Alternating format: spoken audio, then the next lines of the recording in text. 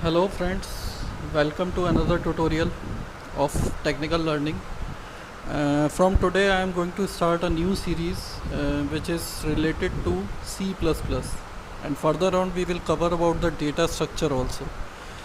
तो सबसे पहले हम C++ में शुरुआत करते हैं कि जैसा कि हम लोग जानते हैं कि C++ हमारी ऑब्जेक्ट ओरिएंटेड प्रोग्रामिंग लैंग्वेज है। ठीक है, तो ऊप्स के फीचर्स जैसे आप लोगों ने पढ़े होंगे क्या चीज़ होते हैं, जैसे इन पॉलीमॉर्फिज्म, इनहेरिटेंस, एनकैप्सुलेशन, ये सारे कुछ आपके ऊप्स के फीचर्स होते हैं। ठीक है, एब्स्ट्रैक्शन, ये कुछ आपके ऊप्स के फीचर्स होते हैं जिसकी वजह से आपकी प्रोग्रामिंग लैंग्वेज और ज़्यादा एडवांस हो जाती है। ठीक है, जैसे हमने सी पढ़ी थी तो सी हमारी क्या थी, प्रोसीजरल ओरिएंटेड प्रोग्रामिंग लैंग्वेज थी। तो ये कुछ एडवांस ऊप्स के फीचर्स होते हैं जिसके थ्रू हम अपने प्रोग्राम को और एडवांस फॉर्म में क्रिएट कर सकते हैं। कैसे होता है कि जैसे अगर C++ में हम क्लासेस और ऑब्जेक्ट्स के थ्रू प्रोग्राम मोस्टली क्रिएट करते हैं, जैसे इसमें एक एग्जांपल के थ्रू बताया हुआ है कि एक in real life a car is an object and the car has attributes, कि अगर कार हमारा एक ऑब्जेक्ट है तो उसके कुछ एट्रीब्यूट्स होते हैं, जैसे उसका weight, colour and methods, break और उसको ड्राइव करना। Attributes and methods are basically variables and function. तो हम ये सब चीज़ें आज में देखेंगे कि कैसे फंक्शंस में और वेरिएबल्स का यूज़ करके हम क्लास को क्रिएट करते हैं, और क्लास का क्रिएट करने के बाद क्लास एक्चुअली में क्या है, क्लास एक यूज़र डिफाइंड डेटा टाइप है।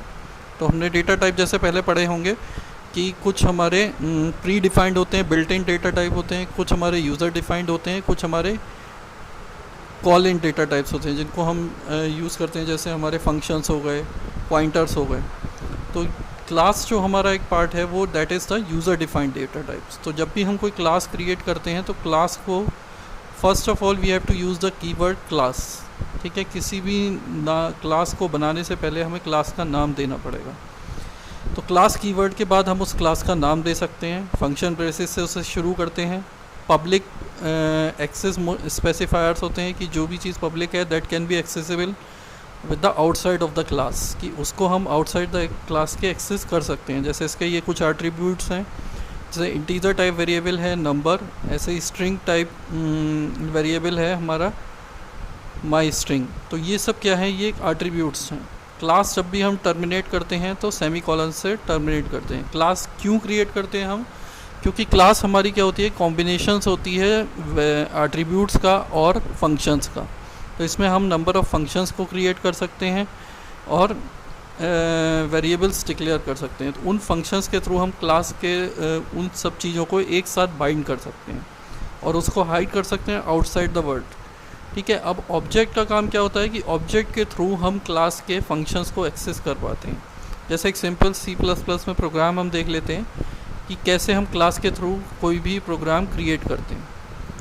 तो ये मैंने एक प्रोग्रामिंग कंपाइलर है देव C++, आप लोग अवेयर होंगे इसके बारे में, अदरवाइज़ आप किसी भी कंपाइलर पे आप इसको क्रिएट कर सकते हैं। तो सबसे पहले हम क्या हेडर फाइल यूज़ करते हैं, iostream.h, input output streaming header files होती हैं ये हमारी। फिर एक यूजिंग नेम स्पेस std जो कि हमारी C++ की लाइब्रेरी से लिंक कराता है, जिसके कि हमारे सी इन सी आउट की वर्किंग होती है। मीन्स कि कोई भी चीज़ अगर हमें प्रिंट करानी है या कोई भी चीज़ हमें अगर रीड करवानी है।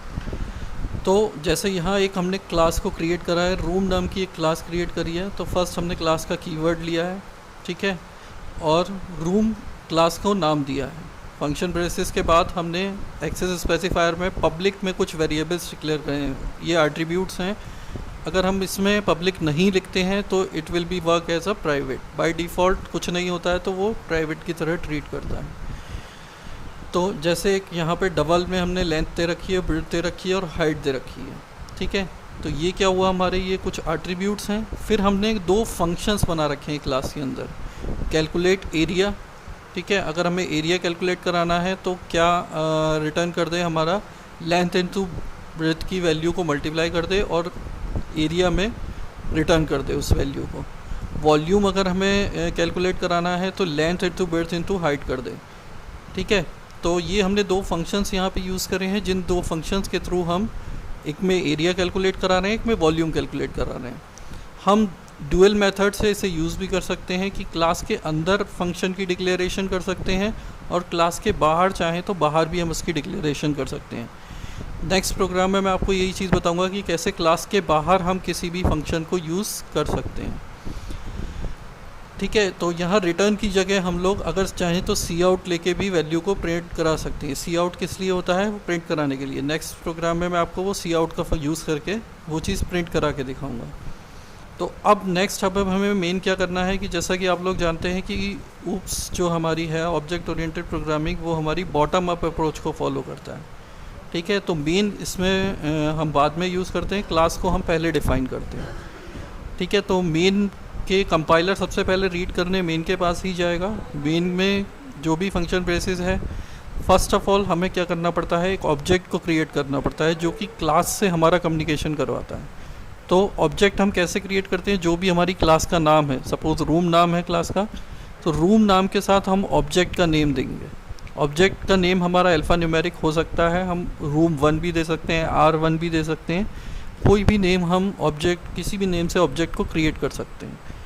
ठीक है, क्यों क्रिएट करते हैं हम ऑब्जेक्ट? ताकि हम जो भी उसके पब्लिक डोमेन के वैल्यूज़ हैं, जो भी फंक्शंस हैं, उन तक हम कम्युनिकेट करवा सकें और उनके थ्रू, मेन के थ्रू हम उसको आउटपुट गेन कर सकें। ठीक है, यहाँ पे मैंने कुछ वैल्यू दे दी हैं। जैसे रूम को हमने ऑब्जेक्ट बनाया था, रूम डॉट ऑपरेटर से हम वैल्यू को असाइन कर सकते हैं। ठीक है, क्या थे? लेंथ उसका डेटा मेंबर था क्लास का, पब्लिकली डिक्लेयर था, इसीलिए इसको डायरेक्ट एक्सेस कर सकता है ऑब्जेक्ट। अगर ये पब्लिकली नहीं होता तो ऑब्जेक्ट इसको डायरेक्ट एक्सेस नहीं कर सकता था। तो रूम 1 डॉट लेंथ की वैल्यू हमने दे दी 42.5, मीन्स की लेंथ में 42.5 वैल्यू चली गई। रूम 1 डॉट ब्रेथ की वैल्यू ये दे दी हमने, तो ये ब्रेथ में वैल्यू चली गई। हाइट में 19.2 वैल्यू चली गई। अब हमने जैसे सी आउट का मैंने कहा था आपको यूज़ सिखाऊंगा, तो यहाँ पे सी आउट का हमने यूज़ करा है। सी आउट मतलब कोई भी वैल्यू हमें प्रिंट करानी है, जो भी हम डबल ब्रैकेट्स में देते हैं वो हमारी एज इट इज़ प्रिंट हो जाती है। Area of room is equal to, फिर यहाँ पे ये क्या हो रहा है, उस पर्टिकुलर फंक्शन को कॉल कर रहा है जो कि हमने क्लास के अंदर बनाया था, कैलकुलेट एरिया। किसके थ्रू कॉल करा रहे हैं हम? ऑब्जेक्ट के थ्रू। ऑब्जेक्ट हमारा क्या था? रूम 1। तो room 1 dot operator calculate area, calculate area में जाएगा तो उसे क्या मिलेगा? Length into breadth. तो लेंथ इंटू ब्रेथ में जो हमने वैल्यू दी है 42.5 इंटू 30.8 की वैल्यू को वो हमारा प्रिंट कर देगा। सेम प्रोसीजर में वॉल्यूम ऑफ रूम अगर हम कैलकुलेट करवाते हैं, तो रूम की वॉल्यूम क्रिएट करने के लिए हमने एक फंक्शन बनाया था कैलकुलेट वॉल्यूम। तो ऑब्जेक्ट के थ्रू हम उस फंक्शन को कॉल कर लेंगे और हमारी length into breadth into height जो तीनों वैल्यूज़ हैं उनका कैलकुलेशन हो जाएगा और वो वैल्यू प्रिंट हो जाएगी। लास्ट में हम रिटर्न 0 देते हैं क्योंकि हम मेन जो यूज़ कर रहे हैं वो इंटीजर टाइप कर रहे हैं, तो कुछ ना कुछ हमें रिटर्न वैल्यू देनी पड़ती है। अगर कोई रिटर्न वैल्यू नहीं आती है तो बाय डिफ़ॉल्ट हम इसे 0 दे देते हैं। तो आई होप कि ये सिंपल प्रोग्राम है क्लास का, ये आप लोगों को क्लियर हुआ होगा।